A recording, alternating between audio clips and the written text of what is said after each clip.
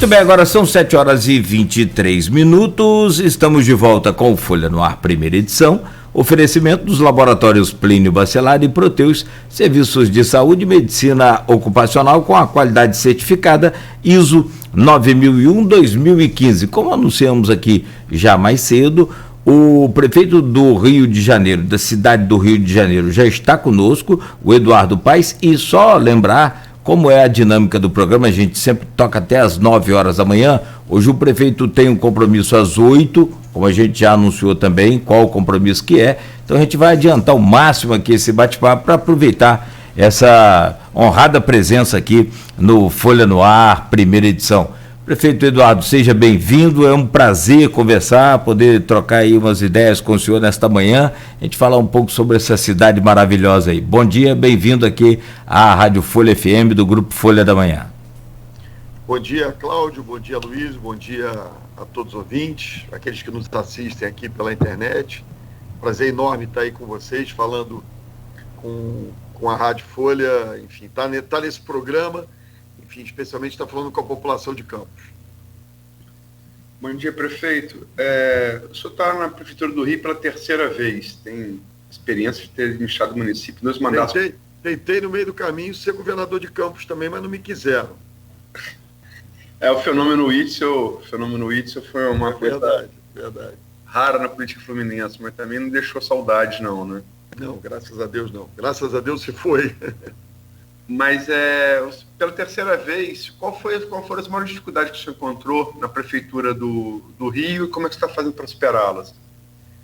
Olha só, Luiz, é óbvio, o Brasil, eu acho que é importante dizer isso, né, para a gente não ficar só no jogo de culpa do gestor A ou B, do nosso adversário político. O Brasil vem vivendo uma crise ética, política e econômica já ali desde 2014. Esse é um fato bastante relevante. Eu senti isso com muita força no meu segundo mandato de prefeito já. Então, é óbvio que um país que passa por uma crise com as dimensões da nossa crise há 6 anos, quase 7 anos, né, você tem uma dificuldade muito grande, uma degradação social, um aumento da pobreza, da miséria, uma queda de arrecadação. Isso tudo gera um ambiente muito ruim. E é nesse ambiente, justamente, Aloysio, que os gestores são mais exigidos. Né?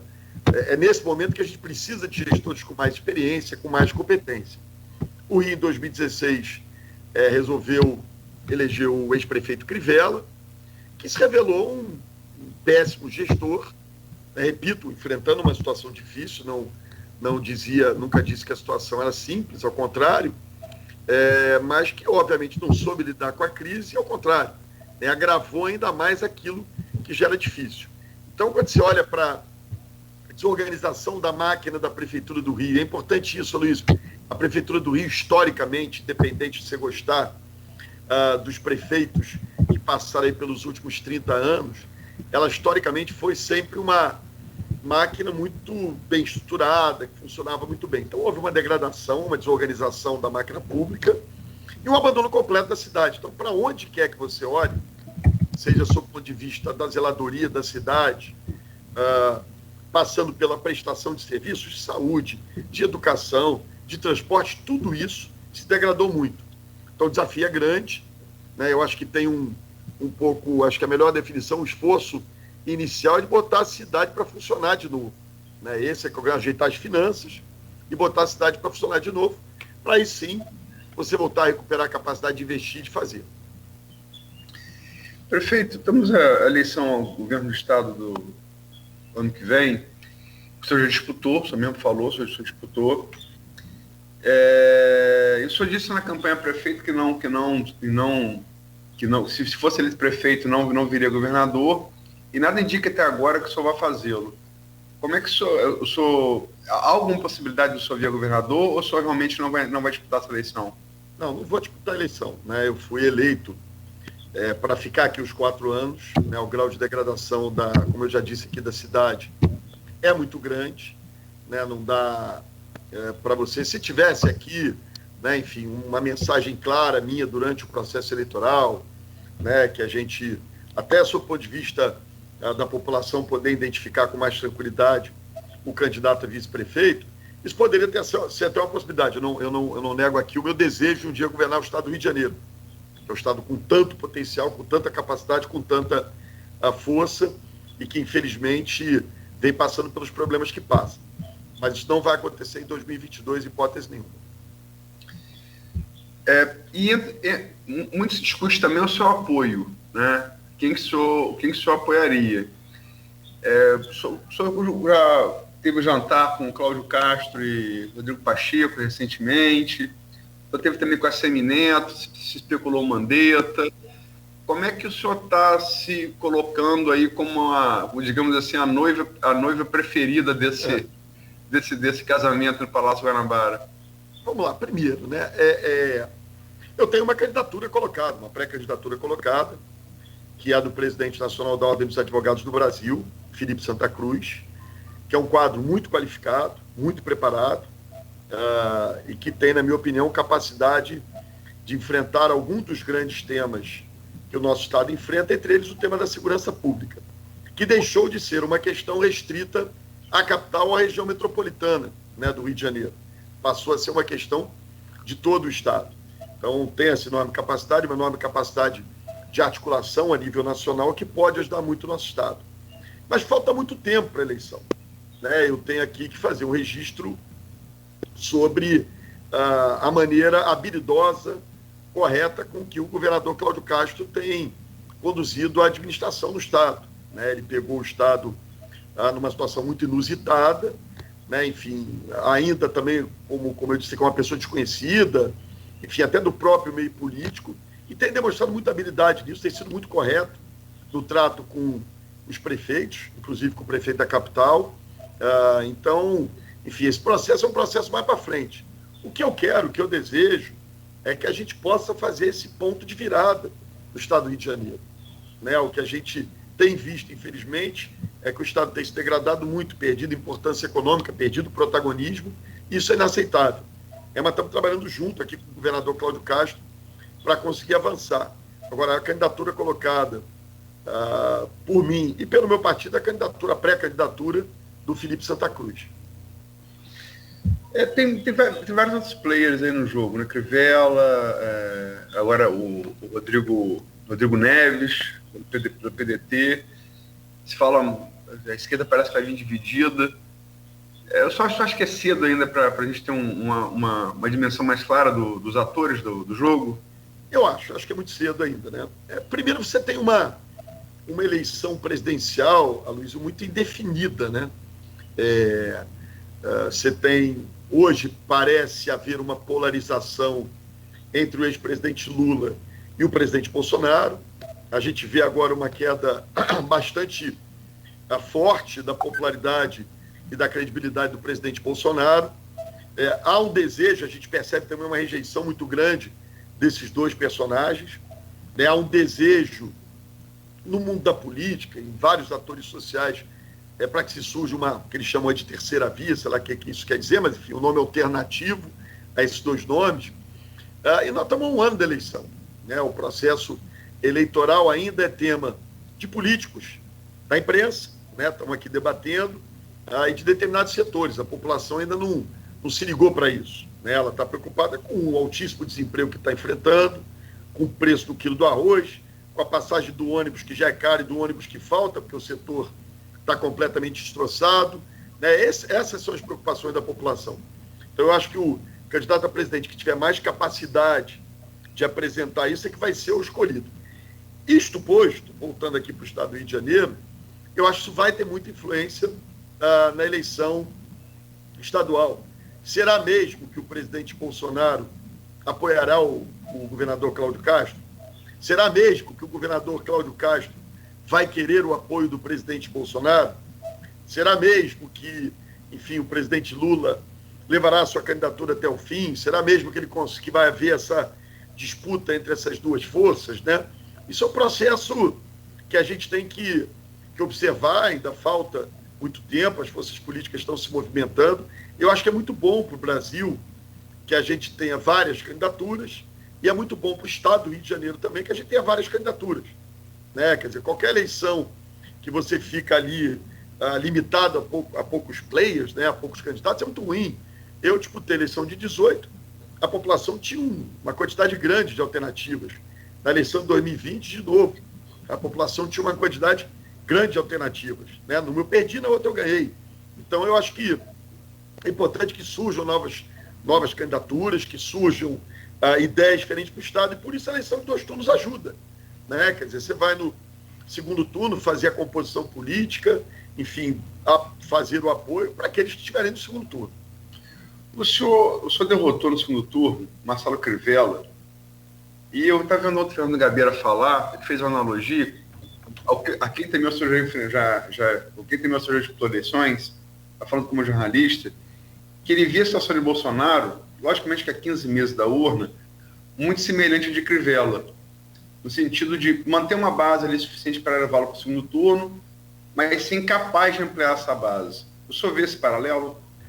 Eu nem vi esse comentário do Gabeira, mas o Gabeira é um personagem que eu sempre observo com muita atenção, né, que tem uma visão perspicaz sempre da política, porque é jornalista, né, está na estrada há muito tempo e já esteve lá dentro, né, enfim, como deputado, como personagem, candidato de várias eleições majoritárias. Eu acho que sim.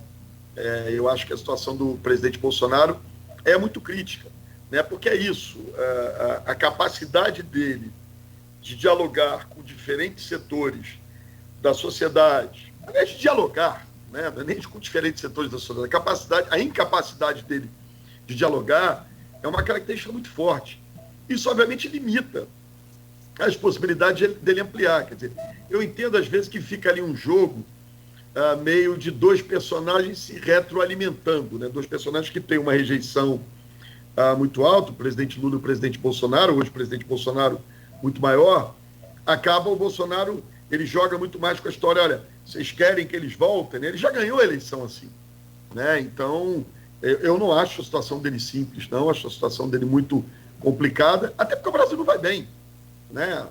Tirante aqui as pandemias da vida, essa tragédia que nós vemos acontecendo no Brasil, né? Você tem uma economia muito degradada, é muita gente desempregada, é nenhuma perspectiva de crescimento econômico, é uma inflação alta, o PIB sem crescer, né? Enfim, as estruturas mais fundamentais do Estado brasileiro, no sentido de chegar à população, não funcionam. Você pega o sistema de assistência social, você pode perguntar isso aí para os prefeitos do Norte Fluminense, do Noroeste Fluminense, você não tem mais os repasses regulares dos SUAS, do Sistema Único de Assistência Social, que é fundamental para tratar da população mais vulnerável. Então, me parece um governo muito frágil politicamente, muito frágil do ponto de vista gerencial e que enfrenta uma situação econômica trágica. Né? Não sei que milagre que eles podem fazer, né? Mas no final fica um pouco aquela velha frase, é economia, estúpido. Né? A grande questão é comida na mesa, é o emprego da população e, óbvio, isso agravado por essa tragédia, na minha opinião, muito mal conduzida, muito mal gerenciada da pandemia.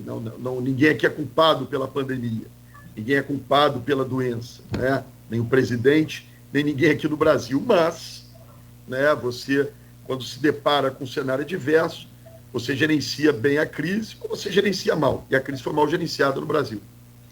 O senhor usou a frase do Jim Carvilho, estrategista do Bill Clinton, né, quando ele derrotou o George Bush pai. Mas vamos da Casa Branca lá para a nossa realidade aqui de Campos. O senhor citou também o Norte Fluminense. Qual é a visão da capital, de alguém que conhece profundamente a capital como o senhor, e disputou o governo do Estado, tem de Campos e do governo Vladimir Garotinho? Primeiro, né, eu acho que o Rio tem ou teria que ter 2 capitais.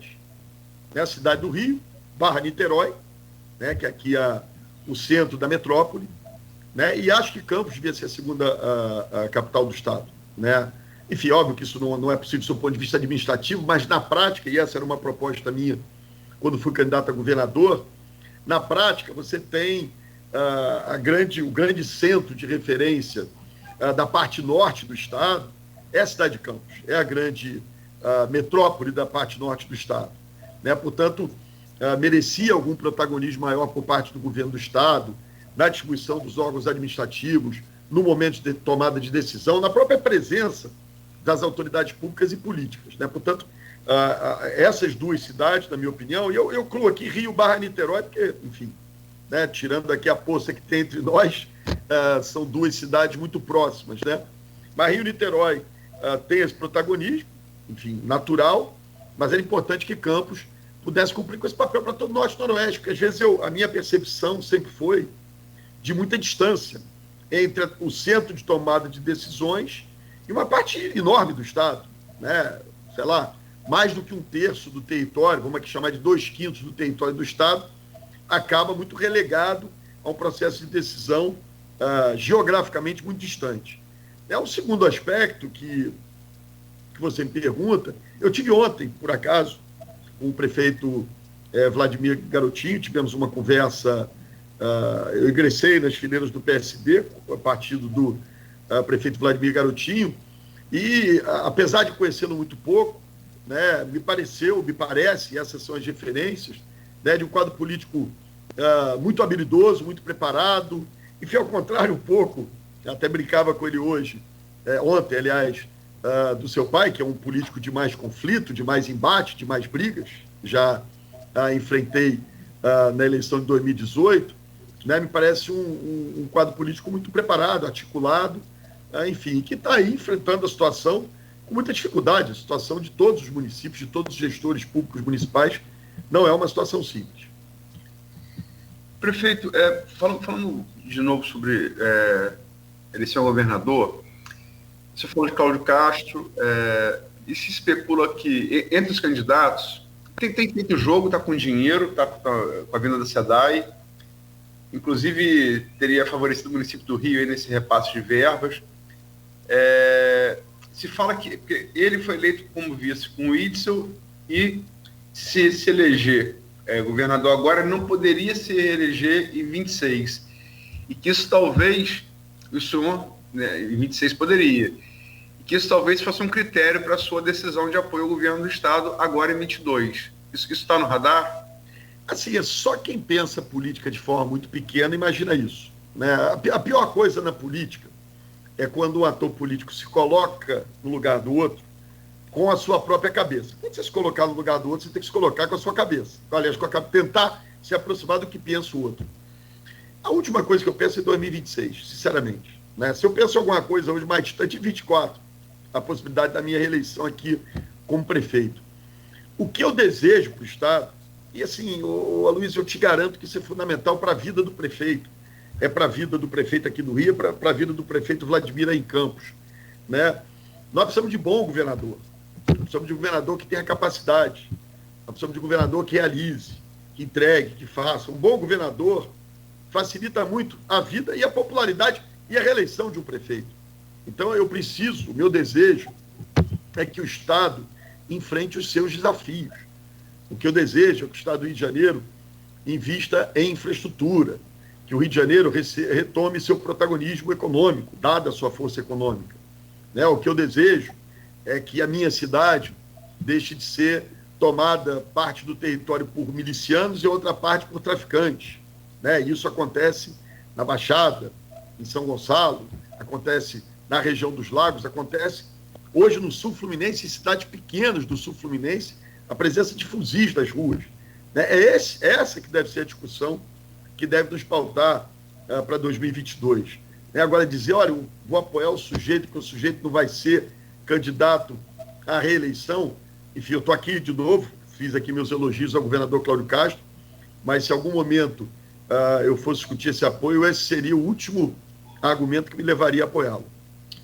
A gente falou aqui do governo das três esferas, né? Do municipal, do senhor, tanto do senhor quanto do Vladimir, do estadual e do federal. Dentro que a pergunta do Hans Mullart, feita no grupo de WhatsApp do programa, o senhor é um grande admirador do samba. Se o senhor escolhesse um samba para representar cada governo, do Rio, do Rio, do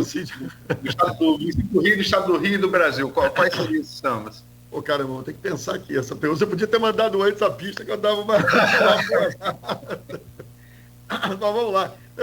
Eu sempre gosto para mim representar, eu sempre gosto do Nelson Cavaquinho, né? Me dê as flores em vida, um carinho, a mão amiga para aliviar meus ais.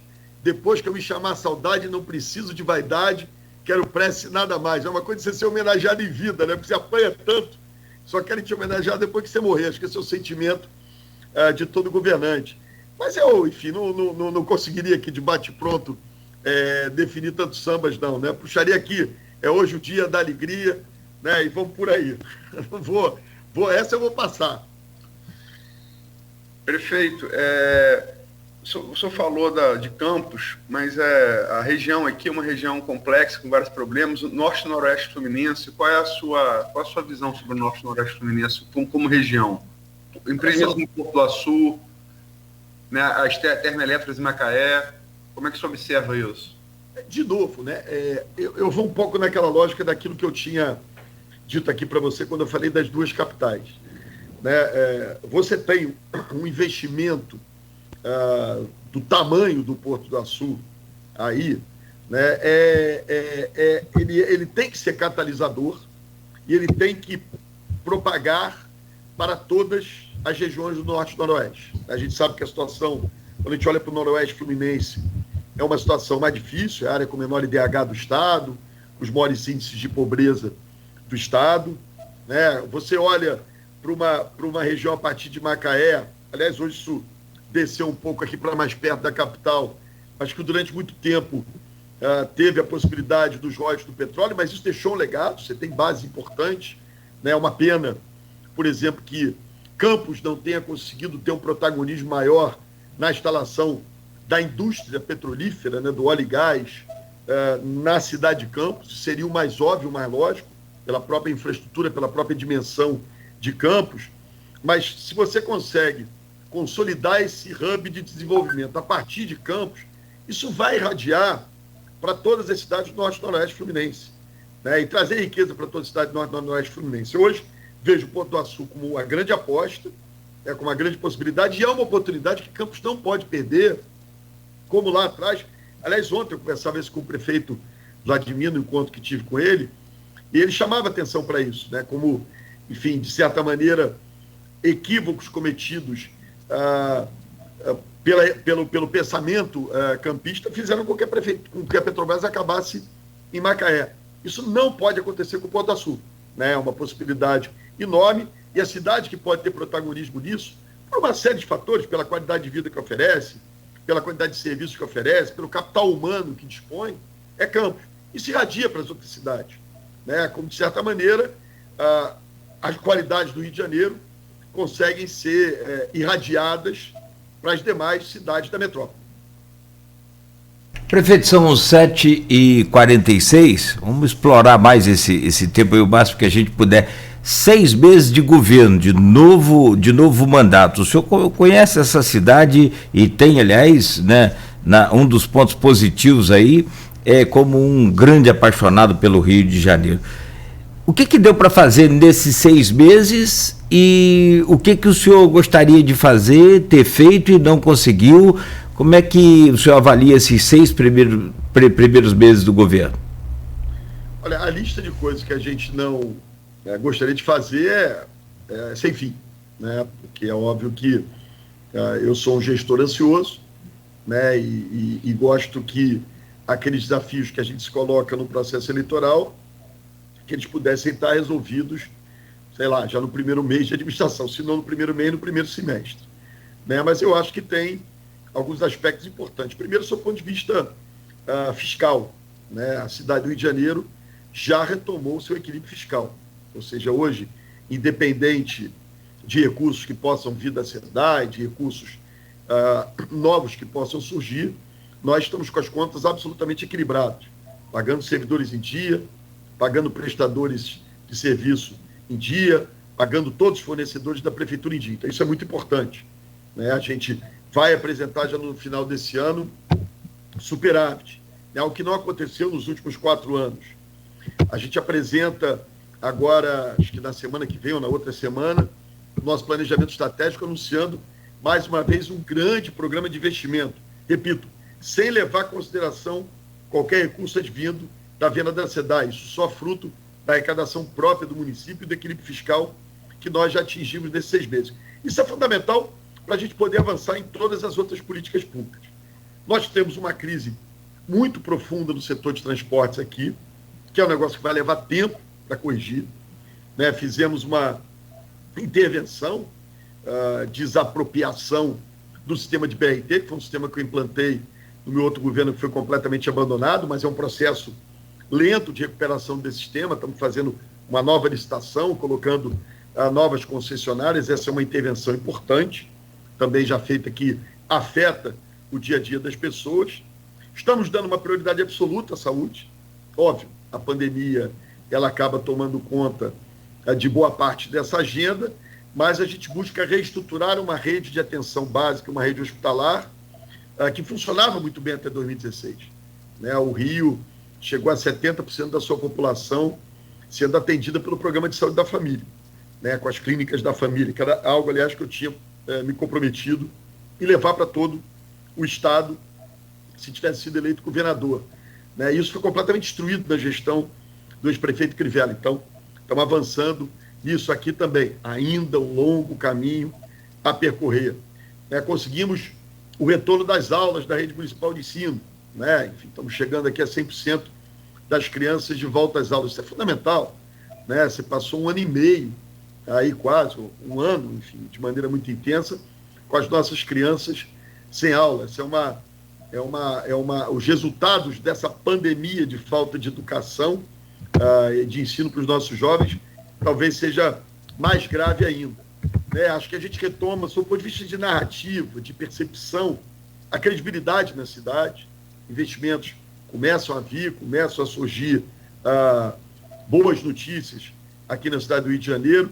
Então é um processo de retomada, que é lento, mais lento do que eu gostaria, gradual, mas que eu tenho certeza que vai acontecer. Prefeito, se der para... Sei que o senhor tem que sair daqui a pouco para dar a coletiva sobre Covid. O senhor já teve uma relação muito próxima com o presidente Lula, quando ele era presidente, e no governo Dilma também.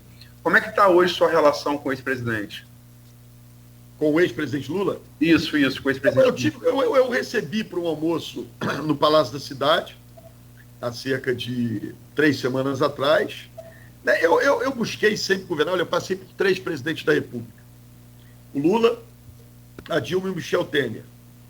Passei por 3 governadores de estado, Sérgio Cabral, o Pezão e o Dornelles, que ficou ali um período como governador, né? Enfim, nos meus outros mandatos, né? E sempre tive com eles, com todos eles, uma relação institucional, de parceria, trabalhando em conjunto, né? Então, é a maneira que eu busco trabalhar. Eu acho que quando você está numa função executiva, né? Quando você assume um cargo de prefeito, governador, presidente, você tem que ser institucional.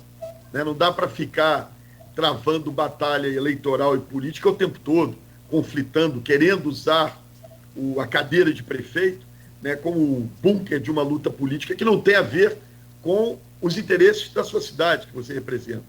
Então, busco fazer assim com o governador Cláudio Castro, de maneira muito bem sucedida, converso muito com ele, temos trabalhado em parceria aqui, né? E o presidente Bolsonaro, ó, é um presidente, eu diria assim, desses que eu convivi, é um presidente mais distante, né? Não é uma pessoa que tenha uma visão federativa, vamos chamar assim, tão clara quanto eu vi no presidente Lula, na presidente Dilma e no presidente Michel Temer. Né? Mas tenho dialogado com diferentes setores e áreas do governo federal de maneira muito positiva. E, de novo, o presidente Lula é uma pessoa com quem eu não tenho não diria assim, um amigo. Tinha uma relação muito boa, respeito politicamente, reconheço os serviços que ele prestou ao Brasil, e quando veio ao Rio de Janeiro, tive o prazer de recebê-lo para o almoço do Palácio da Cidade, enfim, reencontrá-lo, não via há muito tempo, há muitos anos já, e foi um prazer muito grande recebê-lo aqui no Rio. Uma última pergunta, qual foi a pauta do almoço? Essa é boa, né? Falamos de tudo. Né? Óbvio que o presidente Lula é um político com muita história, com muita experiência, com muita capacidade de diálogo. Me pareceu muito firme no desejo de se candidatar, muito indignado com o que se passa no Brasil de hoje. O presidente Lula sempre, na prática e nas suas ações, demonstrou sempre uma preocupação com as pessoas mais pobres, com aqueles que precisam mais de Estado, de serviço público. Enfim, mas foi uma conversa sobre política, sobre Brasil, sobre Rio, sobre os acontecimentos dos últimos anos. Enfim, foi uma conversa muito, muito sem pauta, né? E muito agradável. Foi, de fato, um prazer encontrar o presidente Lula. Você é um bom jornalista, Luiz, tentando arrancar aqui uma informação secreta desse almoço. Mas aquela pergunta inocente, né, Cláudio? Manda aí. É bom. Você sabe quem esteve aqui conosco também? Foi o Cristóvão Buarque, recentemente. Boa figura, grande figura. Figura, né? Figuraça. E ele falou... Esse é um dos bons quadros da política brasileira, né? Porque a gente tem que entender, eu acho que esse momento que a gente está vivendo, né, serve um pouco para isso. A gente pensa diferente, pode ser adversário, mas isso não quer dizer que as pessoas queiram se matar, conflitar e não possam dialogar, né? Enfim, eu acho que eu diria que na própria eleição do ano passado as pessoas já começaram a perceber isso, né? Que não tem milagre, não tem salvador da pátria, né? Você vê esse ex-juiz aí, o Spritzel, né? Que tragédia, que incapacidade de gestão, que incapacidade de diálogo, que incapacidade de compreender, né? Porque não tem a formação política adequada, né? Além dos desvios todos que nós vimos aí, mas não tem a capacidade política para conduzir e liderar um processo de transformação. Então, você cita aí o Cristóvão Buarque, a gente vai citando aqui um sem fim de quadros políticos, de novo, que a gente pode discordar, que a gente pode concordar, mas que tem que fazer parte permanente desse diálogo.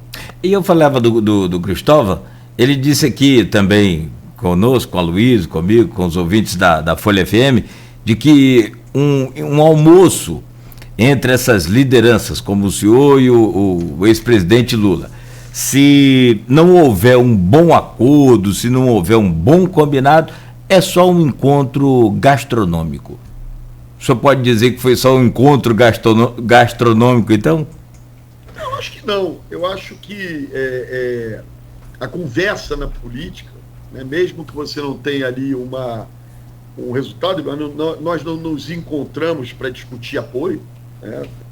O presidente Lula é um político muito experiente, eu sou um político experiente, e ambos sabemos que há uma distância muito grande entre o dia de hoje e o momento da tomada de decisão, né? Mas é óbvio que as conversas ajudam a construir, a trocar ideias, opiniões, a ajustar, enfim, isso tudo, né, faz parte do processo da política, né? Então, eu acho que foi isso. Nós não nos sentamos para fazer um acordo político. As pessoas acabam interpretando, né? O Eduardo Paz vai apoiar o Lula porque recebeu o Lula para almoçar. Não, né? Eu recebi o Lula para almoçar e no mesmo dia o presidente do meu partido, o Gilberto Kassab, trouxe o pré-candidato a presidente do meu partido, o Rodrigo Pacheco, para jantar, né? Então, almocei com o Lula, jantei com o presidente do Senado, né? Então, as pessoas têm que conversar, as pessoas têm que dialogar, né? Eu não tenho o menor problema de conversar com o adversário, né? Porque isso faz parte do processo político. Esse é o papel que nós políticos temos que cumprir, né? Eu fico vendo aquele negócio, aliás, as pessoas até reconhecem em mim qualidade de bom gestor, mas governante não é CEO de empresa, né? Governante tem que ter capacidade de articulação política, de montar time, de fazer boa gestão, sim, mas principalmente ter compreensão, né, do quadro como um todo. A tragédia brasileira está muito nessa negação da política que nós vivemos nos últimos anos, né? Inclusive, aqui faço uma crítica, fui contra o impeachment da presidente Dilma, acho que foi um arrepio institucional absurdo, do ponto de vista político, equívoco, mas era uma pessoa com enorme incapacidade também de diálogo político, né? Incapacidade de olhar para o diferente, para aquele que pensava diferente, dialogar com aquele que pensava diferente. E a política exige isso da gente, né? Até porque senão vai para a ditadura, né? Se só eu tenho razão, para que eu vou querer ouvir opinião contrária? É importante ouvir opinião contrária, é importante ouvir, né? E processar aquilo, né? No final, você pode manter sua opinião e defendê-la, mas é importante ouvir opinião contrária. Bom, a sua hora já deu aí, nós não queremos aqui atrapalhar a sua agenda, mas fica aqui a sensação de que foi só uma visita médica, né? Tipo aquela assim de passagem rápida e fica devendo depois um retorno para que a gente possa bater um papo aqui mais alongado, até porque o programa vai até às 9 horas, mas de antemão em nome do Aloysio, em nosso nome aqui de toda a equipe da Folha FM, do grupo Folha da Manhã de Comunicação, queremos agradecer muito aí a sua participação, a sua atenção e esse bate-papo aqui conosco hoje pela manhã. Seja sempre bem-vindo aqui ao programa Folha no Ar e à região também, claro, evidente. Olha, eu que queria agradecer muito a vocês aí o carinho, né, enfim, a possibilidade da gente estar conversando, saudar a população de Campos, dizer que outro dia eu ganhei do Bruno Viana, o vereador veio me visitar aqui, Aloysio, trouxe um chuvisco maravilhoso, ele estava com, acho que era o chefe de gabinete dele, que a sogra do chefe de gabinete fez, eu fiquei com medo que o chuvisco tivesse sido feito para o genro, mas não foi para então a tia Rita está envenenada, mas foi um chuvisco maravilhoso. Eu sou tarado, todo mundo que me visita de Campos, aliás, deixa avisado aí, por favor, me tragam um chuvisco, eu sou louco por chuvisco, e chuvisco produzido no Rio não é igual ao chuvisco produzido em Campos, né? Então, mandar um abraço grande para minha amiga Diva, que sempre que eu vou a Campos, eu faço uma visita a ela na Folha da Manhã, sempre recebeu com muito carinho, com muita cordialidade, né? Com muita gentileza, enfim, e a tantos amigos e amigas que a gente tem aí no Norte Fluminense, na cidade de Campos, e eu tenho certeza que a gente tem tudo para voltar a dar certo, para continuar avançando. Eu vou aqui da capital tentando cumprir com o meu papel, mas ajudando o nosso estado, sempre aberto para a população de todo o estado do Rio de Janeiro. Um prazer enorme, muito obrigado pelo convite e sempre que vocês quiserem, estou à disposição. Valeu, Aloysio, muito obrigado, Cláudio. Obrigado, prefeito. Obrigado, prefeito. E dia 14, agora o senhor liberou vacina para todo mundo aí, né? Já foi. Bom, 8 horas em Campos, tenta aproveitar sempre um azinho aqui no final, mas não deu. São 8 horas em Campos, Aloysio. Para ver se complementa mais um pouco, mas é aquela história, né? O curso mais rendeu. Sim, sim. Ele é extremamente dinâmico na oratória. Ainda ontem eu fazia um teste aqui internamente com um dos nossos convidados para os próximos dias aí, semana que vem, e essa pessoa falava assim, rádio é diferente de televisão, né? Porque o rádio é muito mais dinâmico. E você percebe que o Eduardo Paes, por exemplo, ele tem essa percepção muito, ainda mais nesses dias de hoje, Aloysio, com essa juventude toda aí, juventude nós também, né? Também estamos, né, nesse meio. Você pega algum áudio para ouvir, bendito seja a pessoa que inventou o pitch, né? O acelerador ali pro WhatsApp, porque tem gente que manda áudio para você que parece até um podcast. Meia hora com aquele áudio. Então, assim, o Eduardo, ele tem essa percepção inteligente dinâmico, né? Sabe colocar esse dinamismo em prática nas palavras, porque às vezes você não consegue, você fala rápido, mas não consegue transmitir o recado. Ele dá o recado em poucas palavras e é uma eficiência muito grande essa atuação dele. Político muito traquejo, né? Muito experiente. E como administrador também, é um cara muito testado, né? Muito testado. E vou dizer a verdade. Aquela coisa, né? Aristóteles, filósofo grego, que falava, né? A excelência não é uma virtude, é um hábito. Você faz todo dia, se você faz, você vai fazer bem. Você pode ter talento, mas não treina todo dia. O cara que faz todo dia com menos talento vai te superar, entendeu? A excelência, portanto, é um hábito. E ele está nesse jogo há muito tempo, né? E com bons resultados. Enquanto administrador, acho que é inegável, né? Você pode ter a importância dele políticas, né? Mas como administrador, é inegável a capacidade dele, né? É inegável. Quanto mais você pratica, melhor você fica, né? Já diz o ditado popular. E aí, entra um detalhe, o Aloysio e aos ouvintes da Folha, eu vou dizer a verdade a você. Morei no Espírito Santo por um tempo, foi na década de 90, as coisas mudaram muito, é evidente, né? Mas são 8h02 agora, a gente tem um intervalo, mas só comentar essa situação. Nesse momento que a gente precisa de diretores com mais... Para você entender, o prefeito da capital do Espírito Santo, que é Vitória, ele quase sempre é projetado a governador no meio do caminho, entende? Por quê? Porque Vitória Um dos motivos é que Vitória foi perdendo os municípios vizinhos, que eram distritos, Vila Velha, Cariacica, Serra, aquela região toda ali. Então, o que ocorre? Meio que Vitória ficou só com aquela parte nobre, tipo Zona Sul, entendeu?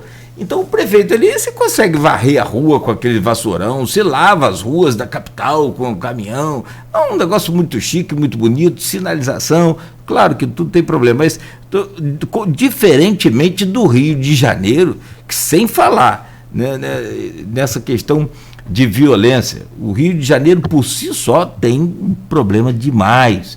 Então, para ser prefeito do Rio de Janeiro com isso que você falou, com essa projeção de governador e administrador, não é fácil. Não, você viu ele reclamar do transporte coletivo, por exemplo? Né? Mas tem umas coisas, eu acho que você dá para... Quando entrevistado, ele é muito simpático, foi muito simpático a entrevista toda, né? Sim. Concorda com isso, né? Sim, claro, não tenha dúvida. Quando o cara não gosta da pergunta, é porque é algo que ele gostaria que não tivesse sido dito. Quando eu falei que Cláudio Castro sai da 2026, ele falou, não, de maneira nenhuma e tal, papá. Eu quero dizer que isso está no radar, sim, né? Tá. Ele só não queria que falasse. Quando o político não gosta de uma pergunta, porque ela revela algo que eu não queria que fosse revelado, né? Exato. Logicamente, quando você, assim... ele está certo na resposta. Se você jogar para 2026, tem 2024 ainda na frente. Tem. Então ele está correto nisso, mas assim, dizer que não pensa, né? É igual jogador profissional fazendo.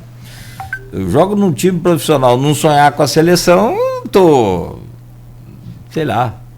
Aqui a Teresa Faiol falou que vão seguir o calendário por idade. Cláudio, a última pergunta sua.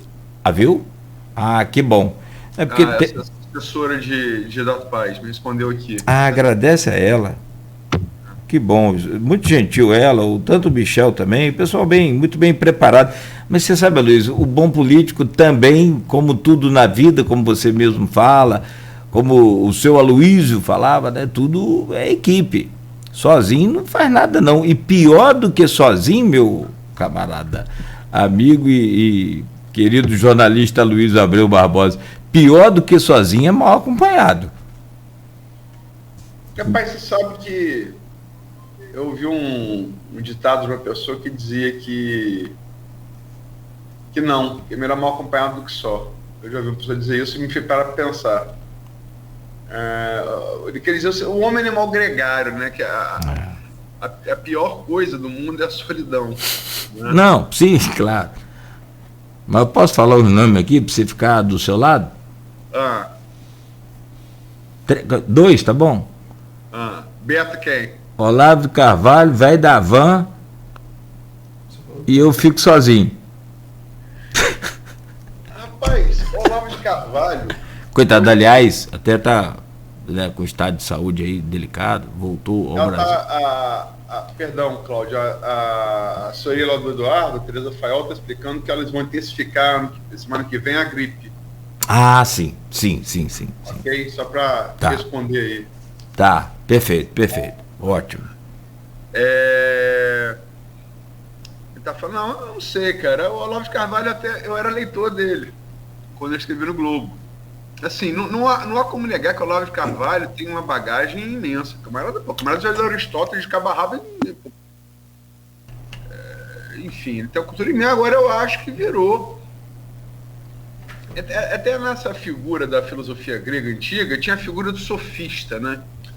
O sofista é o seguinte, começou nessa democracia, e a democracia como é que era? Você ia ali na Praça Salvador, reunia, tinha uma questão, sei lá, vamos mudar o nome da Praça Capi ou não vamos? Por exemplo. Todo mundo sentava, todo cidadão, né? Tinha direito a falar, no final votava, está resolvida a questão. Então quem falasse bem, quem tivesse boa retórica, boa oratória, convencia os demais a tomar as decisões do seu interesse, né? Então os sofistas eram filósofos, ditos filósofos, que assim, eles ensinavam você a fazer com que o outro pensasse como você, que o outro votasse naquela coisa que você defendia, né?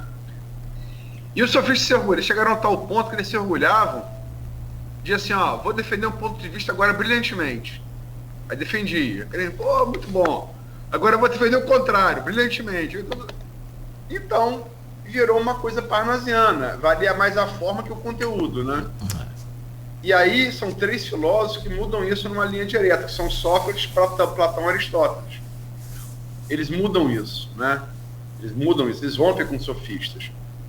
Eu acho que o Olavo de Carvalho é um sofista.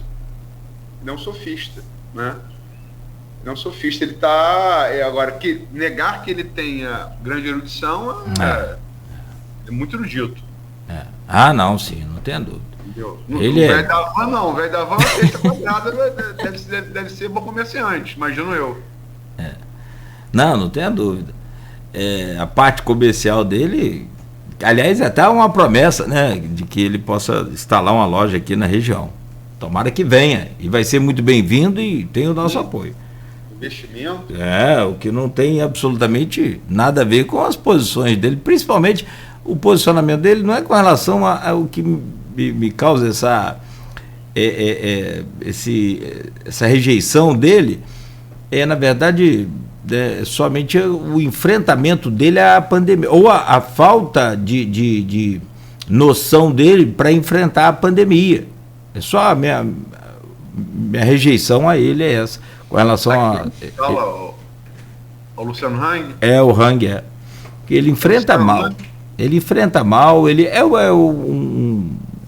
o mesmo, eu acho que inclusive ele que é um dos pensadores lá para o presidente da República, em questão de reabertura de comércio e incentivo, o presidente acredita até, né, de que ele possa ser um desses que fazem aquele do gabinete do governo paralelo, gabinete paralelo, e incentiva o governo a ser contra lockdown, o governo federal, entra no STF tentando proibir que governadores e prefeitos fechem as cidades, ou fechassem, né, nos tempos de... Perder todas, né? Correr para não chegar. Perdeu. Então, a minha rejeição a ele é com relação a essa parte de pensamento dele, principal, não é político. Ele pode apoiar quem ele quiser, quem sou eu para julgar isso aqui? Eu só estou falando do enfrentamento à pandemia, porque aí ele está colocando a nossa vida e a vida das pessoas todas em risco. Eu acho que a pandemia no Brasil está sendo a despeito de Bolsonaro, né? Ou apesar de Bolsonaro, né? Eu, sinceramente, com essas pesquisas que estão aí, e logicamente,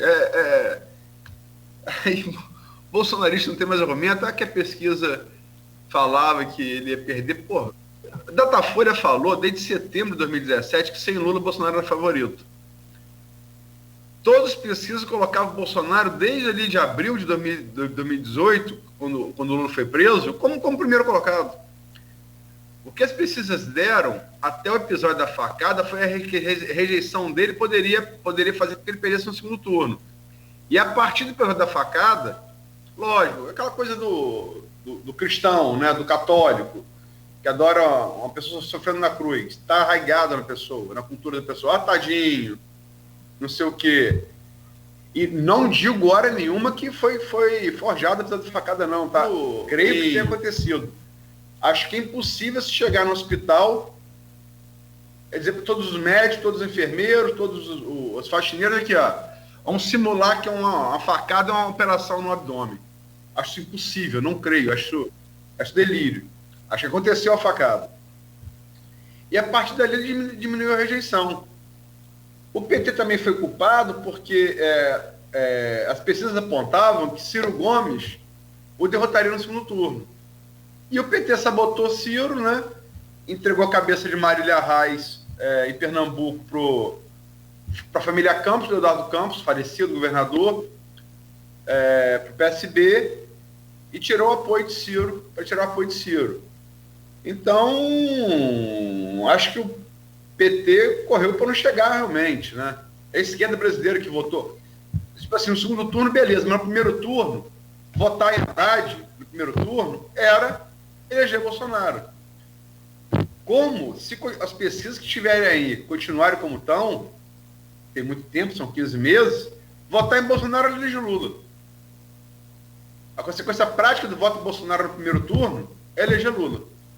Como a consequência prática de votar em Haddad no primeiro turno foi eleger Bolsonaro. São as diferenças entre primeiro e segundo turno, porque eu vivo repetindo aqui, não é preciso ser grande analista. No primeiro turno, o que vale é a intenção de voto. No segundo é rejeição.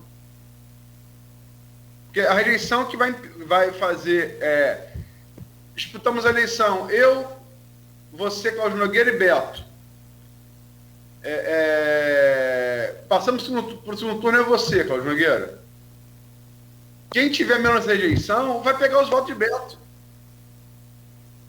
Quem tiver mais rejeição vai pegar menos, entendeu? É isso que é uma eleição de 2 turnos. As pessoas às vezes não entendem. Então, sinceramente, lógico que estou fazendo 15 meses, tudo pode mudar, né? Mas muito, assim, se mudar, vai ser algo que eu não vi acontecer ainda na história da República Brasileira. Mas pode acontecer.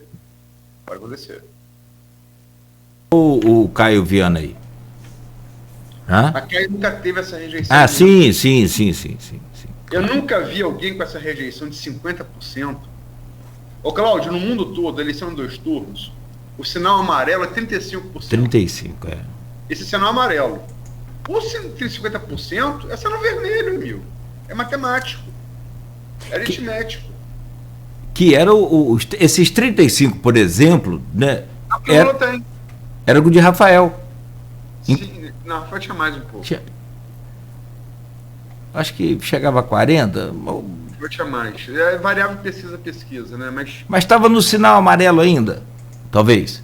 Não, né? Rafael tinha mais. Já estava no vermelho também. Porque a ideia é amarelo no vermelho, Rafael. Parece vermelho. A ideia é trazer aqui para o nosso campo para a gente entender. E ouvir também conseguir perceber o que é de fato essa rejeição e como transformar. E olha que Rafael não tem nenhuma comparação com esse presidente em termos de comunicação. Ele ficou isolado durante o governo, né? Mas depois ele veio, e sempre com um bom discurso, com a simpatia dele, com a educação que ele tem, que a família tem, aquela coisa toda, e não consegue, é isso que eu quero dizer, não tem estratégia milagrosa que consegue, a não ser assim, faltando 15, né, meses para a eleição, que você fala. Tem episódios, cara. Se tem a facada, vamos colocar, 2018 foi o quê? Eduardo colocou bem, negócio de pode ter um milagre. 2014 foi o quê? A queda do avião de Eduardo Campos. Marina só não se elegeu em 2014 porque a eleição era muito longa. Se 2014 fosse essa eleição curta que a gente tem desde 2018, Marina ganhava a eleição. Ainda foram 2 episódios. Como é que você vai colocar isso no radar? O avião cai com o Eduardo Campos, candidato a presidente, era o 3º colocado, atrás de Dilma e Aécio. Marina era sua vez, se assume, lidera, e aí dá tempo de vir a contra-onda, né? Dá tempo de vir a contra-onda. Fake news do PT em cima dela também, ataques do PSDB muito fortes, né? E ela tinha sido do PT, também não esperasse isso. Dilma falou que fazia o diabo para ganhar a eleição e fez, né? Mudou, quero dizer você assim, 2 episódios, como é que você vai prever um negócio desse? Uma facada e um avião caído? Não pode acontecer. E é aquela história, né? Sobre essa pesquisa que você comentava no primeiro bloco, tem um item novo aí que eu queria só tentar ver se eu localizo aqui a Folha de São Paulo, eu estava vendo aqui, para falar todos os itens corretamente. Deixa eu ver se eu localizo aqui, mas entrou um ingrediente novo na pesquisa e no cenário político, que é honestidade, corrupção. E a gente falava isso aqui essa semana. Achei aqui, ó. Datafolha, maioria acha Bolsonaro desonesto, falso, incompetente, despreparado, indeciso, autoritário e pouco inteligente. Da parte do desonesto para frente, é tudo velho. Quem conhece Bolsonaro há 28 anos sabe que ele é isso tudo que está aqui e um pouco mais. Então, entrou agora essa questão da honestidade, que era o sustentáculo, né, dele contra a corrupção no Brasil. Desde aquela reunião ali que Moro revelou, que esse Moro saiu, abandonou, né? Desde que tirou o COAF do Ministério da Justiça, né? Qualquer pretensão que tivesse nesse sentido foi abandonada, né? Agora, tá revelado aí, praticava rachadinha assim e briga de facção no Ministério da Saúde para comprar vacina. Entre Centrão e os militares comandados pelo coronel da reserva do Exército, das Forças Especiais do Exército, Elcio Franco, né? Que era o segundo homem de Pazuello ali. Desses militares que não entenderam nada de saúde, que chegaram ali no Ministério da Saúde e tomaram de assalto. Eu só quero frisar, Cláudio Nogueira, que eu discordo do adjetivo, da definição dada por Omar Aziz, falando em banda podre das Forças Armadas. Geraram uma resposta das Forças Armadas. Eu acho que são, assim, você não conhece radialista, como é que eu vou usar os adjetivos? Radialista que troca opinião pela verba de patrocínio? Isso quer dizer que todo radialista é safado? Não, de forma nenhuma. Eu conheço jornalistas que fazem a mesma coisa. Sim. Tem uns famosos aqui em Campos. Mas isso não quer dizer nada, nem todo jornalista é assim, entendeu? Você não pode generalizar. Que realmente tem militares envolvidos em corrupção no Ministério da Saúde, tem. É fato. É bom porque cai essa égide. Os militares são organizados, os militares são honestos. Eles são tão organizados e tão honestos quanto qualquer outro. Eles não nasceram na Lua, não nasceram em Marte, são brasileiros. Quanto qualquer outra categoria. O que eles têm mais, por treinamento, de novo, o hábito, esquema de disciplina, de cumprir ordens, mobilização em tempo rápido.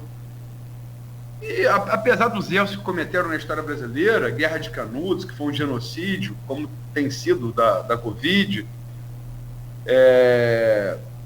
que não atribua os militares, mas a maus militares colocados por outro mau militar que foi expulso do Exército e querer colocar bomba no Exército para reivindicar salário. Mal militares comandados por outro mau militar, que por acaso chegou à presidência. Teve a ditadura de 64 a 85, os militares são credores do país. Gente, olha o tamanho do mapa do Brasil. Você acha que essas fronteiras de um país continente foram mantidas por quê? Por quem? Quem manteve? Foi o Exército Brasileiro, né? A gente lutou na Segunda Guerra Mundial, na última guerra justa do mundo, não foi pouca coisa não, lutamos contra soldados da Alemanha nazista. Sim. Entendeu? Na Itália, não foi pouca coisa não. Talvez o exército mais à frente do seu tempo que a espécie humana já tenha conhecido. Perdeu por uma questão de quantidade de gente, né? Porque é um país contra o resto do mundo. Rapaz, esse tal de Hitler, em termos de qualidade, de padrão, ó, esse microfone que nós falamos aqui é um alemão, é um Neumann. Esse bicho, Dona Diva que perguntou, mas o Cláudio, tem que ser esse tão bom, tão caro assim? Eu falei, tem, esse é alemão. E isso é da época da industrialização do Hitler.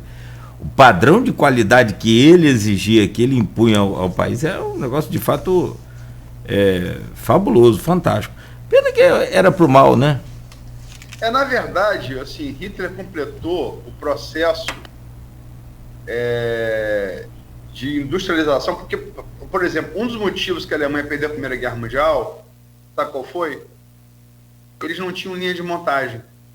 Eles tinham indústria já, mas não tinha desmontagem com a invenção da Ford, do Henry Ford, né? Que é tipo assim, a indústria alemã da Primeira Guerra Mundial, Cláudio Nogueira vai fazer o pneu, vai fazer o para-choque, vai fazer o carro. Não, Cláudio Nogueira vai fazer pneu, Beto vai fazer para-choque, a Luísa vai fazer volante. E vai montando, né? Eles não tinham isso na Primeira Guerra Mundial. Foi um dos motivos deles terem perdido a Primeira Guerra Mundial, porque é produção em escala. Eles adquirem isso no intervalo entre as duas guerras. O primeiro passo é a República de Weimar, que era o governo social-democrata, que cai conforme vai ser fatalidade. Vê o crash da Bolsa de 29. E você, na crise, permite que os radicais apareçam, né? E aí ele apareceu na crise. Mas ele completa na indústria alemã, ele só completa o que a República de Weimar tinha iniciado, entende?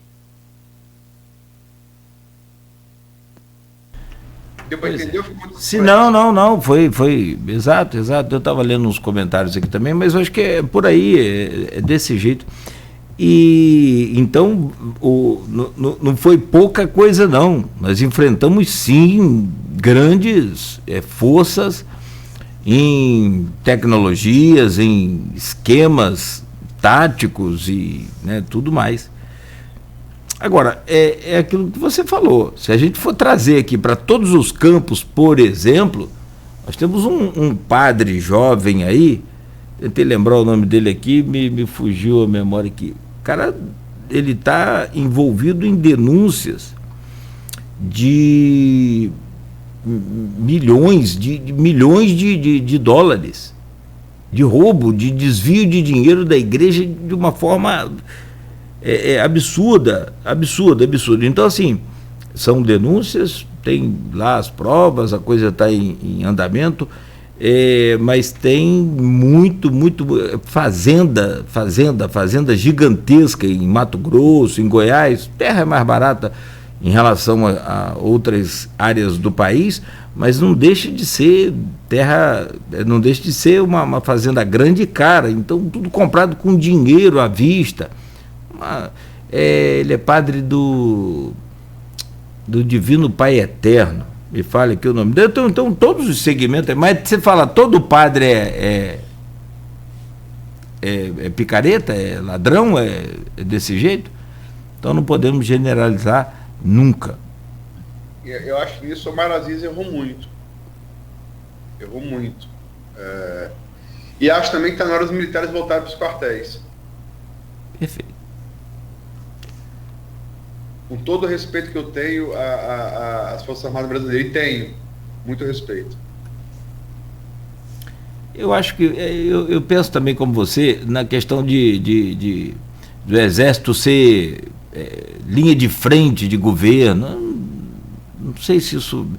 Até aqui não deu certo, até porque os nomes que foram, né, agregados aí ao governo, pelo amor de Deus, vídeo Pazuello, né? Agora, eu acho assim, o Exército ele pode participar mais da vida do povo brasileiro, conforme participa, Padre Robson, está falando aqui o Carlos Alain. Obrigado, Carlos. O Exército brasileiro tem, né, Luiz, forças expedicionárias, aí, forças solidárias que já atuam, por exemplo, no Haiti, em outros países, até o Haiti perdeu agora o presidente lá assassinado também, mas assim, igual nós temos agora, somente agora que o Exército veio dar uma colaboração na vacinação. Acho que devia estar desde o começo. O Exército pode, e aí eu não sei de que forma isso pode ser regulamentada, tudo, conforme já foi feito também, né? Pacificação em vários pontos do Rio de Janeiro. Hoje o estado do Rio tem essa questão da milícia. Se não bastasse o tráfico que está, né, no mundo inteiro, nós temos a milícia. Então, quer dizer, como diz o meu filho João Brito, é um estado diferenciado. Quer dizer, diferenciado para pior. Então, se a gente não juntar forças com sabedoria, primeiro, inteligência e força técnica e tática, a gente não resolve. Você viu uma das preocupações do Eduardo Paes, ele falou aqui E aí é no caso de governador, não é do prefeito. O prefeito pode ajudar, mas não é uma ação direta de um prefeito nessa questão. Mas pode e deve colaborar, sim, é o que eu estou falando, é um quartel de inteligência inteiro para comandar as ações e tem que ser perfeito. Nova York, Luiz, você conhece muito melhor, claro, evidente, mas na década de 80, eu me lembro que era difícil você ligar o Jornal Nacional e não ver, década de 80 ou 90. Nova York tem o índice maior de violência do mundo. Anos 70, Nogueira. Anos? 70 e 80. 70 e 80, não é isso? É. Então você diz aí, pode até complementar a história muito melhor, é claro, do que eu. Mas eu me lembro, meu pai assistindo o Jornal Nacional, eu criança, estava ali, todo dia tinha manchete de Nova York, de Nova York, de Nova York, violenta, a cidade mais violenta do mundo. Olha lá o que foi feito em Nova York. Como que resolveu o problema? Então, tem solução? Acabou a violência em Nova York? Não, mas não é a mais violenta do mundo, pelo contrário. Nova York foi uma série de fatores. Havia muita corrupção na polícia, eles incentivaram corregedorias totalmente independentes dos comandos das polícias, embora fosse composto por policiais. O cara que entrasse na corregedoria tinha um plano de cargo, de evolução de carreira, de cargo e salário muito mais rápido. Então compensava você ser policial e trabalhar para limpar a polícia, você ascendia mais rápido na carreira e ganhava mais, né? E também enfrentamento direto, porque naquela época, até os anos 80, Nova York ainda era muito... A máfia americana tinha poder muito grande. Né? A máfia mesmo, a máfia italiana, de origem italiana. E assumiu no final dos anos 70, início dos anos 80, a família Gambino, que era a família mais poderosa de Nova York, um camarada chamado John Gott, que era da paverada, ele gostava de se vestir bem. E outra coisa, contrariando um preceito dos mafiosos, ele gostava de aparecer em bons restaurantes, em boates, ternos sempre muito bem cortados, milhares de dólares. E aí apareceu um camarada que era promotor,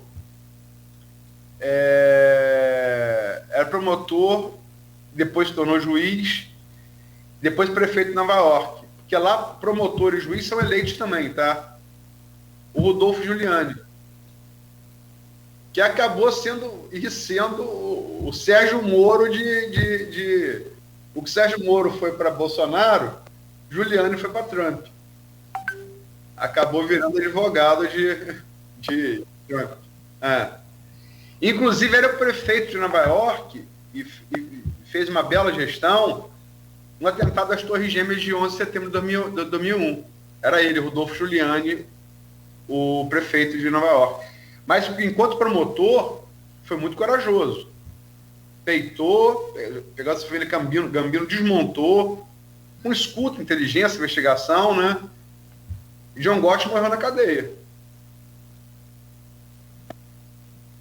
Você falou outro assunto aí, e aí levanta aqui uma semana de programa. Essa questão de eleição para promotores, juízes. Agora mesmo a gente está em vista aí da indicação com a aposentadoria do meu pai, me fala aqui, o juiz federal, ministro... Sérgio Moro? Não, a aposentadoria aliás, foi até assinada ontem pelo presidente Bolsonaro. E aí, ele só fugiu o nome, não esqueci, fugiu.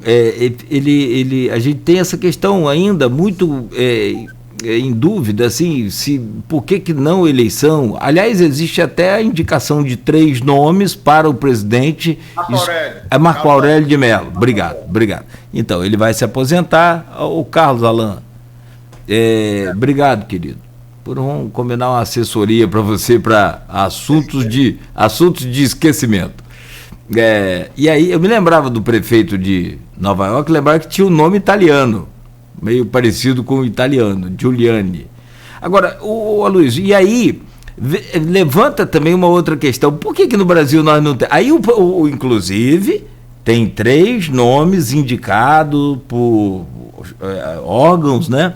Para que o presidente da República escolha um desses 3 para substituir o ministro Marco Aurélio. O presidente já avisou que vai ser outro que não quer nem saber desses 3 que estão... Não. Como na primeira vez, eu não sei se ele vai repetir o da primeira vez. Me perdoe, a lista tríplice é para a escolha do Procurador-Geral da República. A indicação para ministro do Supremo é escolha do presidente. A escolha dele, sem confundir a lista tríplice.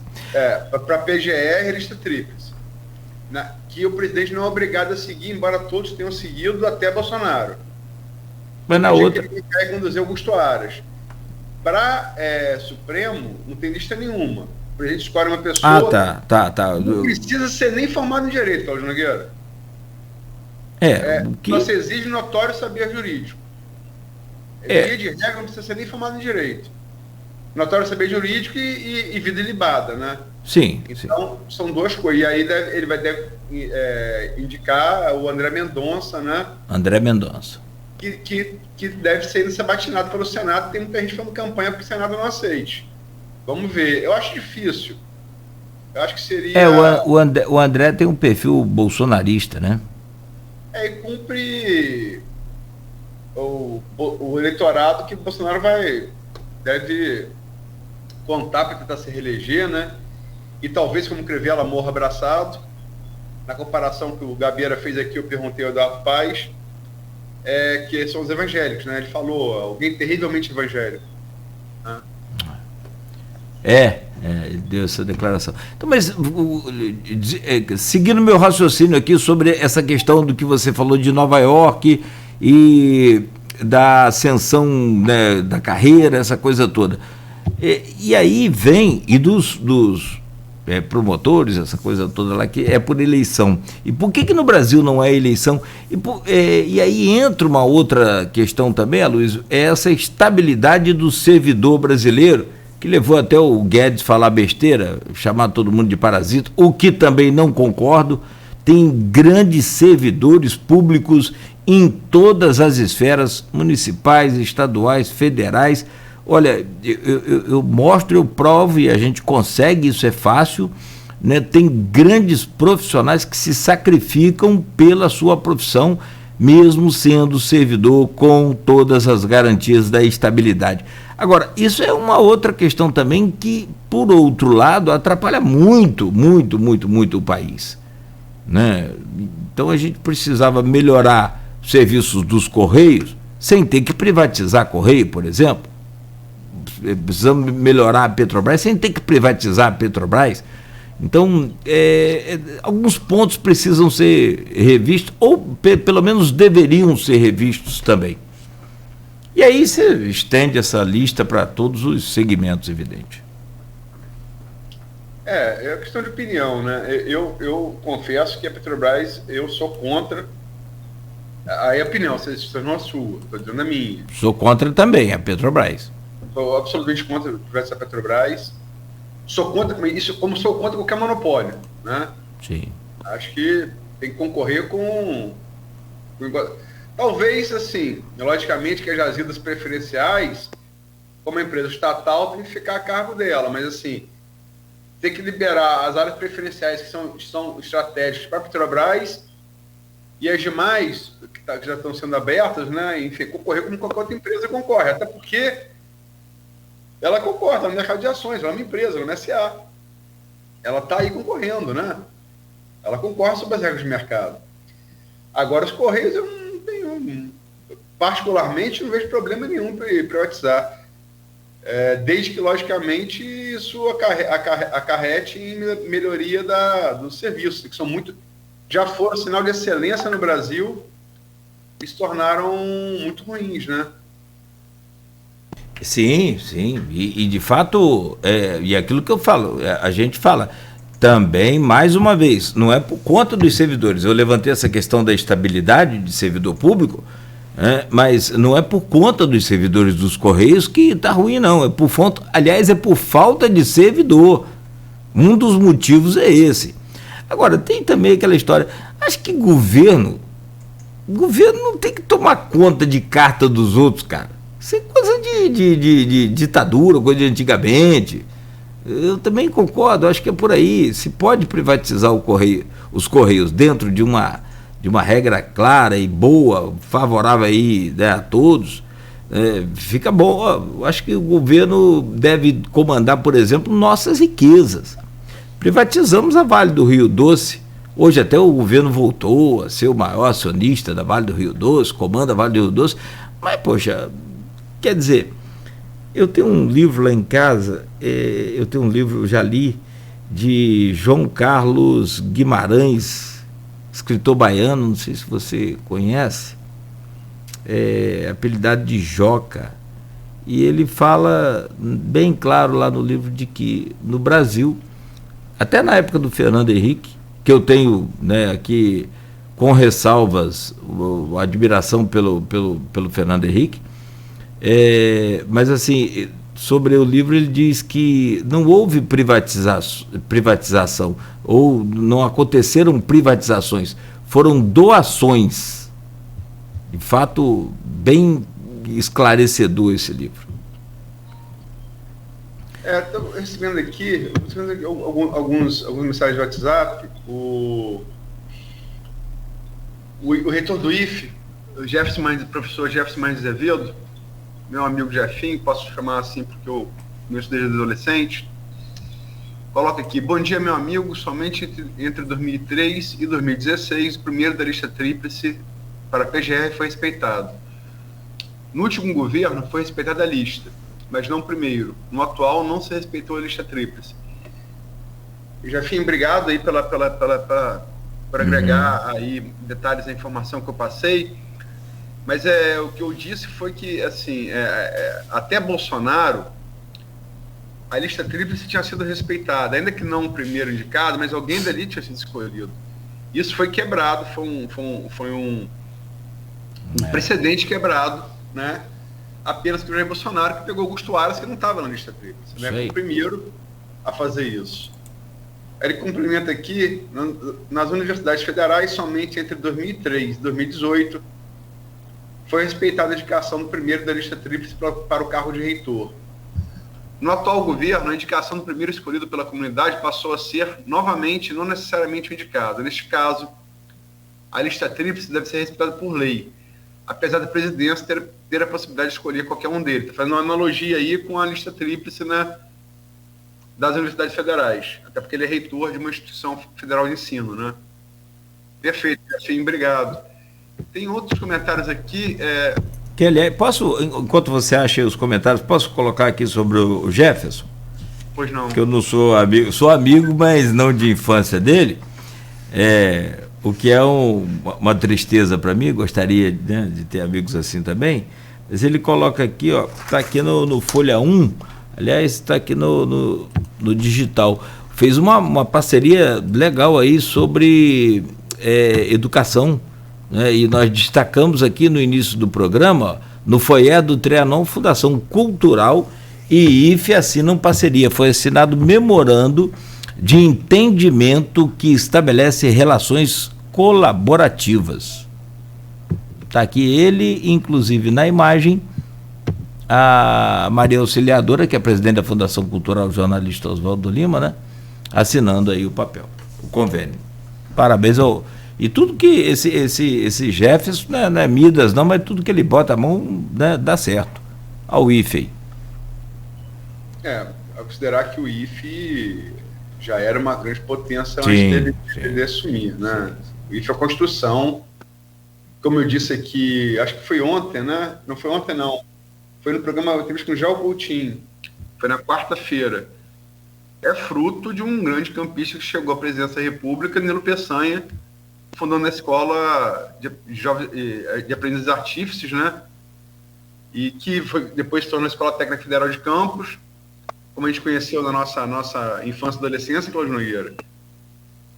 Depois não, primeiro Escola Técnica Federal. Sim. Não, depois Cefet, depois IFE, com a transição. Né? E Jefferson capitaneia brilhantemente, mas é uma construção coletiva ao longo dos tempos. Só comentar que eu achei aqui o nosso telespectador assíduo aí pelo streaming, Rogério Bacchini, ele coloca aqui: no lado negro obscuro da história, o governo de Getúlio Vargas, no começo da Segunda Guerra Mundial, estava apoiando a Alemanha, a chamada força oculta, entre aspas, como falava o excêntrico, jocoso, inteligentíssimo ex-presidente Jânio Quadros.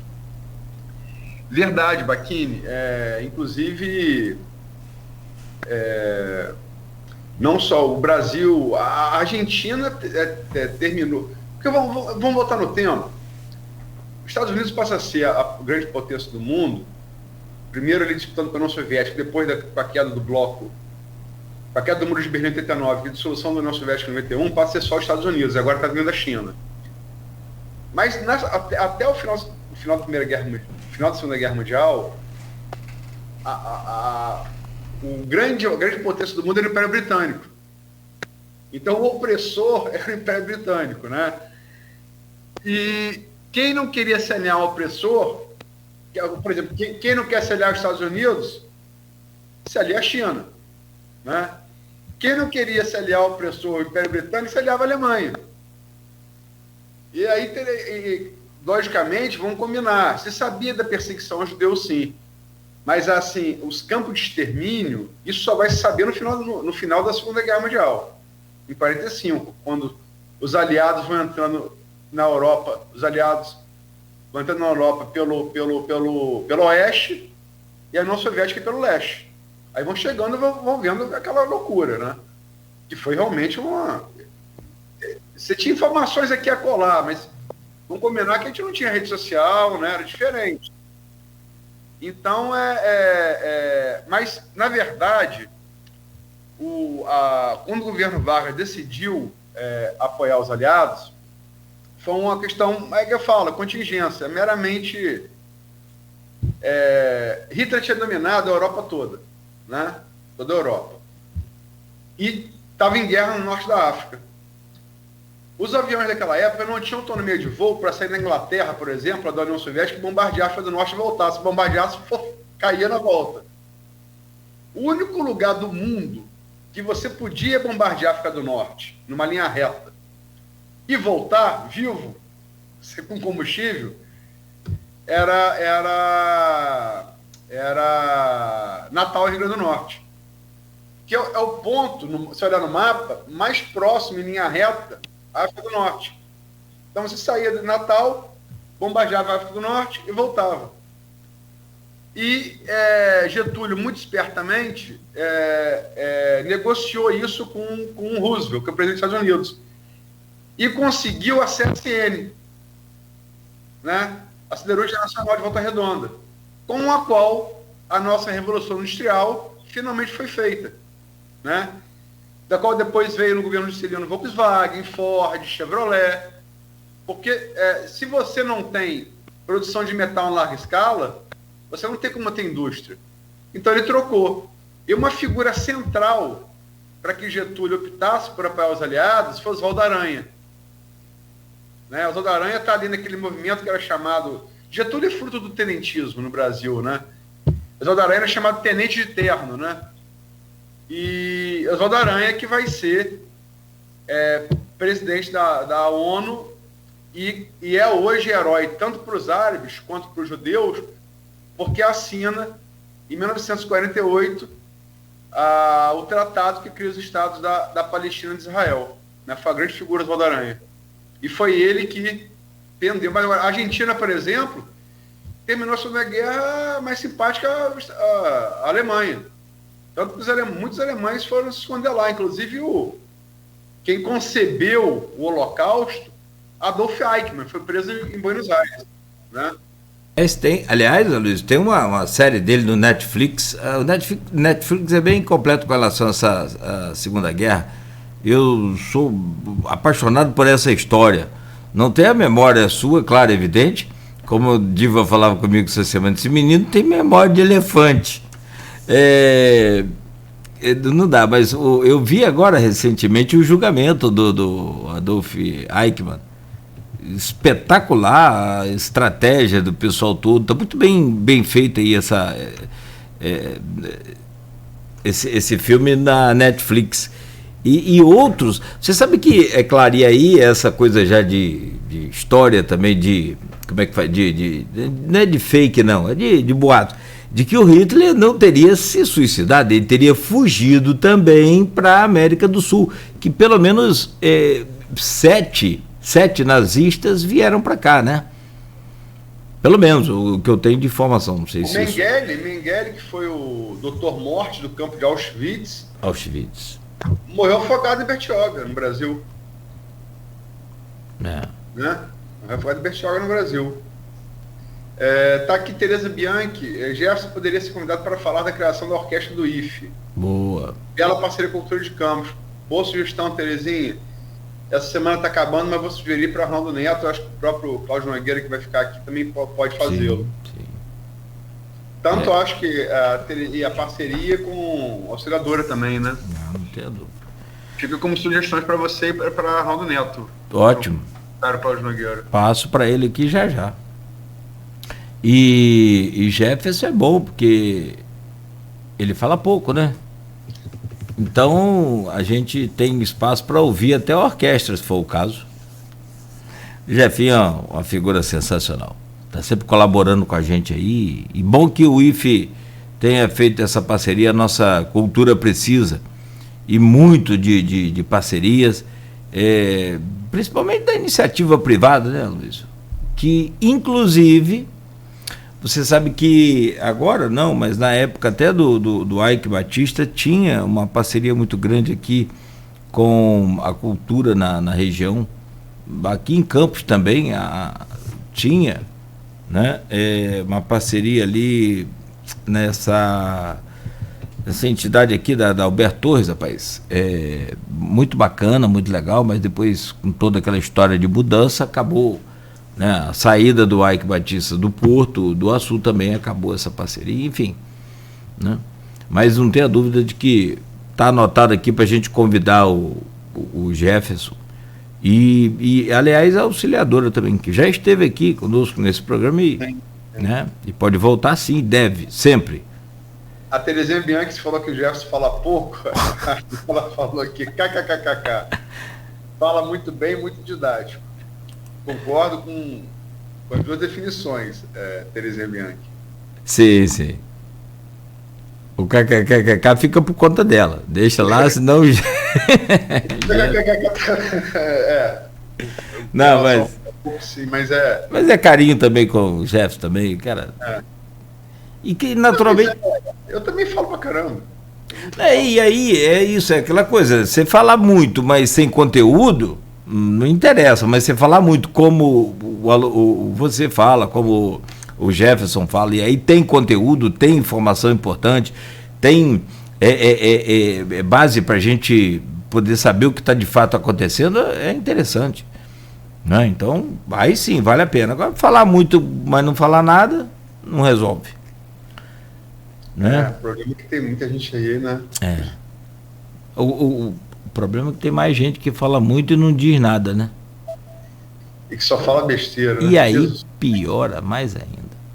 Jesus Cristo. A gente não sabe até que ponto pode chegar até determinadas besteiras, sabe, ô Luiz? Tem uma besteira aí que está em questão também, está sempre sendo levada em pauta. E, aliás, ontem, de novo, mais uma besteira também. Isso não... Confesso a você que não me preocupa em nada, mas eu acredito ainda na soberania dessa democracia, né? Mas ontem o próprio presidente da República disse que se não tivermos eleições limpas, honestas, em 2024, 2024, agora, né? Ano que vem, não teremos eleições. Ele disse que se não tivermos peraí que eu perdi com a data aqui, 2022. Se não tivermos eleições limpas, não teremos eleições. O que quer dizer com isso? vou dizer o que ele quer dizer. É uma piada que meu pai contava. Eu tenho que ter cuidado para contar essa piada aqui na rádio. Tinha um camarada que usava short e não usava roupa íntima embaixo do short. Usava cueca. E aí, naquele tempo que circo ainda tinha animal selvagem, né? A gente conheceu, né? O cara vai lá pro circo, senta na arquibancada. E aí, tá na hora que o domador tá se apresentando, o leão foge da jaula e parte pro público. Todo mundo levanta e sai correndo. O camarada vai tentar levantar e sair, mas ele percebe, né, só naquele momento, e ele, por não usar a cueca, ficou com os testículos presos entre o vão de 2 tábuas da arquibancada. E ele começa a gritar: volta que o leão é manso! Volta, pelo amor de Deus, que o leão é manso! É Bolsonaro. Eu li essa piada lá no grupo. Eu ri hoje sozinho, 5 horas da manhã. Ah, meu pai, é esse mesmo. Infelizmente, ri para não chorar. A piada, desculpa, Cláudio Nogueira, é que 20% do público acredita que o almoço e volta, né? Pior que é. Mas o que vale são os 80%. Né? O que vale são os 80%. E aí tem 38% aí, pelo menos, indecisos. E eu confesso a você que eu espero que esses indecisos tomem a melhor decisão, mas sobretudo, Aloysio, e aí já para a gente talvez ir encerrando aqui, mas mas sobretudo, cara, assim, mas numa boa, como eleitor brasileiro, como eleitor desde 18 anos, cumpro o meu dever, eu acho não só um dever, mas eu acho de fato um ato muito bacana. Tive a oportunidade de você ter a oportunidade de escolher a pessoa que quer, né, para administrar a sua cidade, o seu estado, o seu país. Eu acho isso fantástico. Agora, eu estou enjoado e sobretudo, mais do que os indecisos, então, eles tomarem uma decisão certa, eu queria muito poder escolher entre os bons, porque eu tô enjoado de votar no menos pior, cara. Tá muito difícil o quadro, o cenário da política, e eles... Você disse aqui agora há pouco, acho que foi hoje mesmo, você falou, não vem de ET, eles não são ET, não vem de Marte, eles são daqui, são gerados por nós. Então, assim, o que a gente precisa é escolher os bons. Você já pensou no segundo turno, você ficar indeciso de quem é o melhor? Eu há muito tempo não tenho essa sensação. Desculpa se é só uma coisa minha, me perdoe. Eu acho, sei lá, acho que Lula está no segundo turno, né? Tá no segundo turno. Assim, 15 meses, tudo para acontecer. Mas acho que o Lula está no segundo turno. E Bolsonaro, assim, ele chegou, talvez, a gente conhece desses 23, talvez sejam o piso dele. Ele talvez não caia mais que isso, não sei. Pode ser que seja. Se for o piso de Bolsonaro, e ele não continuar baixando o teto, porque Bolsonaro tem esse piso de 23 e continua baixando o teto. Quer dizer, eram 37, 40 pessoas, agora são 50. O teto tá fazendo assim na cabeça, tá tendo que já baixar a coluna no segundo turno. Mas aí é matemático, depende de uma opção, a não ser que haja impeachment, alguém terceira via passar esses 23, esses 20% do Bolsonaro. Não é tarefa fácil. Né? Nem se tivesse um único candidato, que a gente sabe que não vai ter. Vai haver pulverização. Né? Mas a eleição me parece... Na verdade, a gente está disputando a eleição de 2014 direto, né? Só com nomes diferentes, né? E a diferença é que o PSDB saiu do antagonista do antipetismo entrou Bolsonaro, que conseguiu gerar um anti-bolsonarismo talvez maior do que o antipetismo. Talvez não. No Brasil certamente já é. Né? Agora, aqui na pesquisa Poder, tem uma simulação aqui, Luiz, também que tem que ser levada em consideração, e aí você entra com a sua visão mais aprofundada, apesar de eu estar falando aqui rapidamente assim. Tem essa questão da escolha do partido também de Bolsonaro, o que isso vai agregar para ele, se vai agregar. Mas vamos lá, Poder data. Se a eleição fosse hoje, você votaria em qual dos candidatos? 33% Bolsonaro, 31% Lula. Espontânea essa. Espontânea. Intenção de voto espontânea, isso aí. Então, quer dizer... Essa data poder ser o quanto? É hoje? Rapaz, eu estou acessando aqui agora. Bolsonaro, dia 9/6. Essa é mais antiga. Ah, essa é antiga. Tá, então já tá velha. Isso Isso aí passou. Achei que tinha sido a de ontem. Não. Ontem... Num quadro... Não, achei que tinha sido a de ontem num quadro diferente, né? Numa simulação. Ontem teve Datafolha também, que hoje deve dar presencial. Datafolha hoje deve dar presencial, porque eles fazem isso, eles botam a variação de governo num dia e a presencial no outro, né? Deve sair hoje.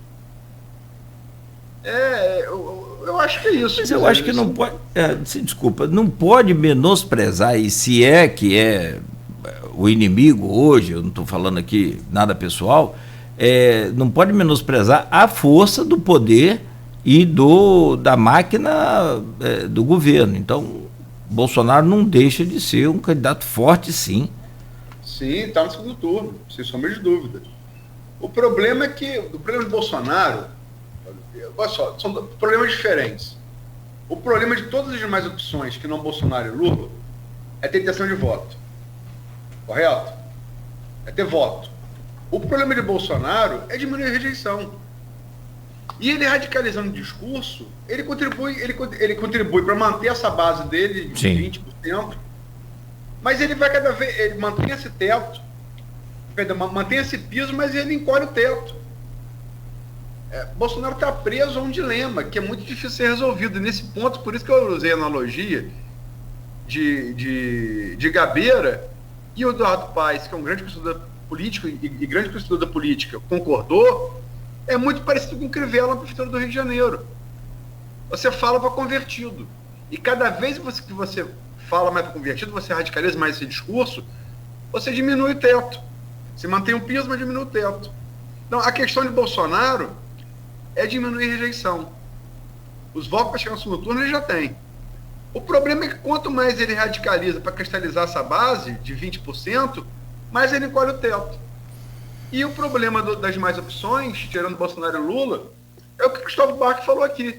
Eles têm pouca rejeição, mas não tem voto. Entendeu? Agora, tudo pode acontecer. 15 meses, a máquina é sempre a máquina, a economia pode se recuperar, se trouxer consequências em emprego e poder de compra, logicamente que vai influenciar. A pandemia vai arrefecer, está arrefecendo. Tá. Então são todas as coisas que podem ajudar o presidente. Tem a máquina na mão, né? Sim. Tem a máquina na mão. É desse jeito. Luiz, são 9h01, como a gente faz aqui sempre, hora de encerrar o programa. A Terezinha continua também comentando aí, o Zé Armando, o pessoal que está participando com a gente, todo o nosso carinho e gratidão sempre, muito obrigado pela audiência de todos, e a gente fecha então esse programa e fecha essa semana, né? Com certeza foi mais uma semana de muito trabalho, de muita luta e de esforço para que a gente mantenha esse padrão e leve aí até os nossos ouvintes na qualidade que a gente sempre propõe. Então, te agradecer aí demais, né, por mais uma semana, desejar um bom fim de semana e, como eu sempre faço com você e com o Arnaldo, vai lá, um bom descanso aí, né? Vai descansar que na outra semana tem mais. Descansar nada. Não fala a mesma coisa. Ontem jornal. Tem que adiantar hoje que tem aniversário da minha sobrinha para ir 7 horas, então tem que adiantar. Tá certo, irmão. Vai lá então, mais uma vez aí, muito obrigado, mas sobretudo, né, aproveita também o tempo que tiver para descansar, bom descanso e segunda-feira a gente volta, né, o Arnaldo Neto vai estar conosco aqui na bancada. E lembrar, amanhã, né, jornais, a Folha da Manhã bem cedo na banca, na casa dos assinantes, e vamos trazer várias coisas, inclusive vamos trazer a transcrição dessa entrevista aqui com o prefeito do Rio, Eduardo Paes, e um painel com 6 representantes, quer dizer, o Jorge Gomes Coutinho, cientista político, sociólogo, professor da UF, José Francisco Rodrigues, presidente do CDL Campos, Maria das Graças, presidente do Sindicato dos Médicos de Campos, Carlos Augusto de Azevedo Campos, advogado, ex-assessor do Supremo Tribunal Federal, Igor Franco, especialista em finanças, e Raul Palácio, reitor da UENF, analisando 6 meses do governo Vladimir Garotinho. Bom. Vai nas 2 páginas. Legal. Mais um pra gente fazer daquele, tipo aqueles 11 painéis aí, né, que você fez no ano passado. Então amanhã, bem cedo, nas bancas do jornal Folha da Manhã. Aloysio, bom final de semana. Um abraço. 9h04, outro abraço, fique em paz. Você que está acompanhando a Folha FM, fique conosco, para ficar mais em paz ainda e mais feliz, ouvindo muita música e muita informação de qualidade no oferecimento dos laboratórios Plínio Bacelar e Proteus Serviços de Saúde e Medicina Ocupacional. Qualidade certificada ISO 9001-2015. Asflucan, Associação Norte Fluminense dos Plantadores de Cana. Estamos há 75 anos cuidando dos interesses do fornecedor de cana. Agro é cana. Agro é geração de emprego. Agro é desenvolvimento. Asflucan,